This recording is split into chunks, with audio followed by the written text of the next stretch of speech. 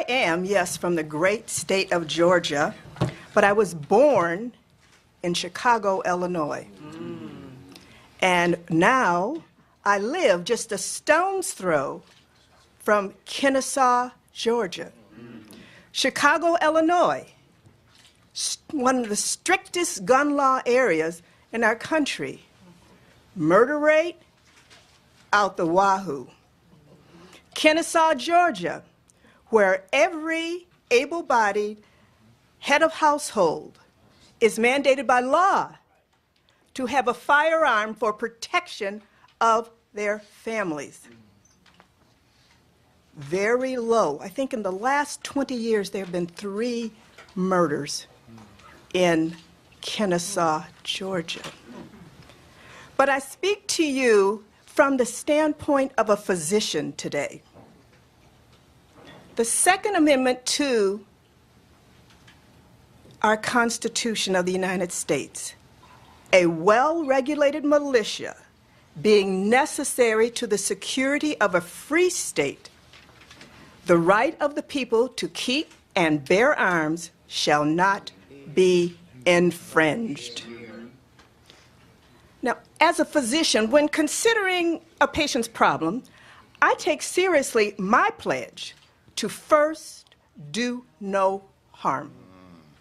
Anyone who needs a doctor, like you, Pastor, they want to be cared for by a doctor who takes seriously that pledge. First, do no harm. Those who serve in our United States government take a pledge to uphold the Constitution of these United States. That's right. Despite the Center for Disease Control reports that in 2010, firearms were used to take the lives of almost 32,000, that's 32,000 Americans, via homicide, suicide, and unintentional shootings. And despite some recently highly publicized yet tragic murders committed with firearms, constitutionally protected rights must remain. Now, obesity is a serious problem in America, increasing in prevalence, affecting millions, and causing 300,000 deaths a year. 300,000 deaths a year in our country. Now, President Obama has voiced his concern regarding obesity, noting initiatives such as Let's Move and the My Plate guidelines as some solutions to the problem. Solutions aimed at motivating people and supplying them with knowledge and opportunities to make the best choices for their health. Now, we would not think of enacting regulations that outlaw eating or outlaw eating certain foods, or that dictate how much food a person can eat just because some people are obese in this country. Banning guns or infringing the gun rights of citizens does not and will not keep criminals or those intent on harming others from acquiring and using guns.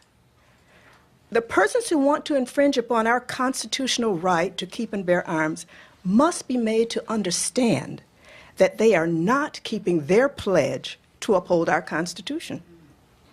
So I ask our President and the Congress, first, do no harm.